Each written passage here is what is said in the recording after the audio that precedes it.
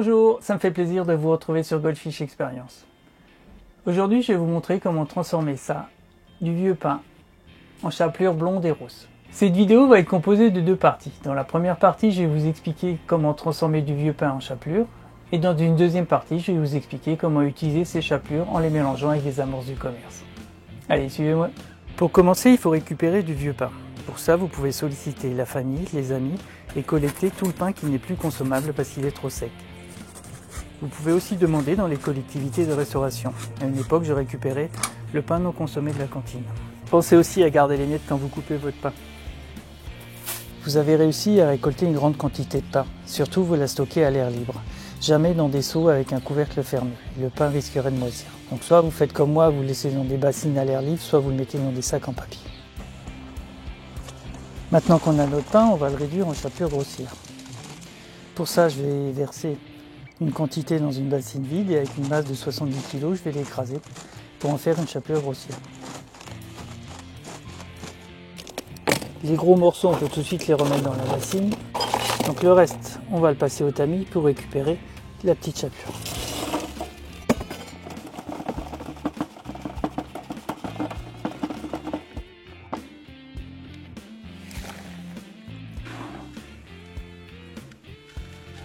Voilà la chapelure qu'on veut obtenir.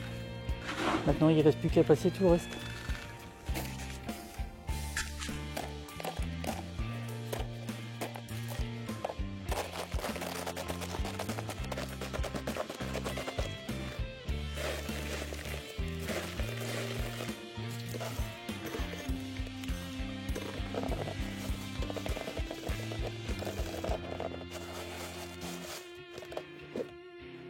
Après environ 2 heures de travail, de 3 bassines de pain sec récupérées, on obtient une bassine de chapelure blonde.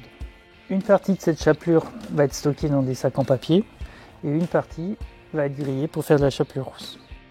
Donc là, on a notre chapelure blonde et on va la transformer en chapelure rousse. Pour ça, il va nous falloir une plaque électrique. Ça coûte une somme modique. Et pour l'amortir, déjà, je grille mes chapelures avec, mais aussi mes graines. Donc c'est avec ça que je fais le chenilles grillé, le lin grillé ou du millet grillé. Et aussi la cuisson des graines. Donc je cuis le maïs, le chenille ou le blé. Ensuite il vous faut une vieille sauteuse. Donc ça c'est de la récupération, c'est une vieille sauteuse qui était plus apte à faire la cuisine. Et une spatule en bois, comme vous pouvez voir, celle-ci est déjà bien servie. Bon il ne reste plus qu'à mettre la chapelure et la faire roussir.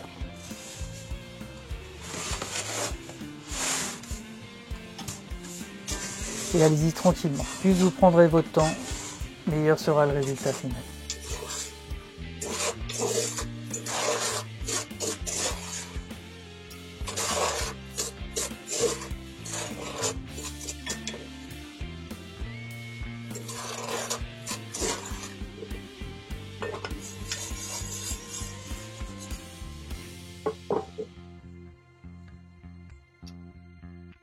Maintenant que nous avons constitué notre stock de chapelures blondes et rousses, nous allons voir comment les utiliser.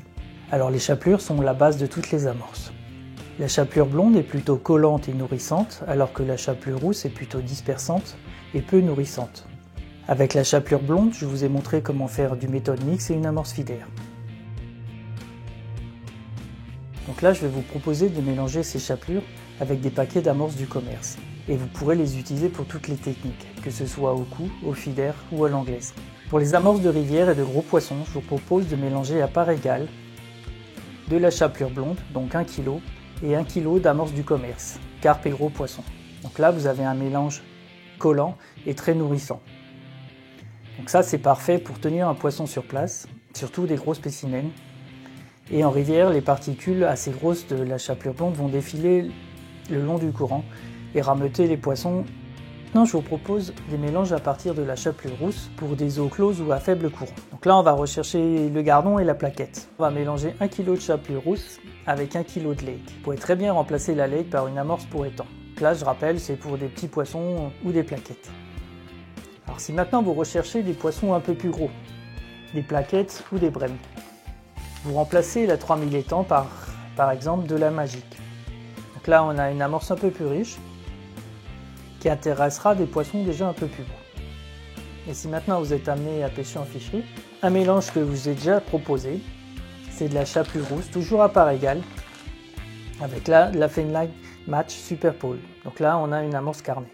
Donc vous pouvez très bien utiliser un paquet d'amorces carnées du commerce et lui ajouter 1 kg de chapelure rousse. Donc là, on va cibler tous les poissons, carpes, tanches, brème, gardons.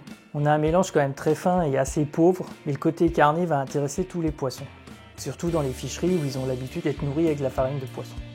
Donc les mélanges que je viens de vous donner sont à titre d'exemple. Vous pouvez prendre n'importe quel paquet d'amorces du commerce et lui rajouter soit la même quantité de chapelure, soit un peu moins suivant le résultat que vous voulez obtenir. Comme vous avez pu vous en rendre compte, il est très facile de faire soi-même ces chapelures blondes et rousses. Et je vous ai proposé quelques mélanges avec des paquets d'amorces du commerce. Mais il est libre à vous de faire vous-même vos propres mélanges. Et je vous encourage même à nous en parler par le biais des commentaires.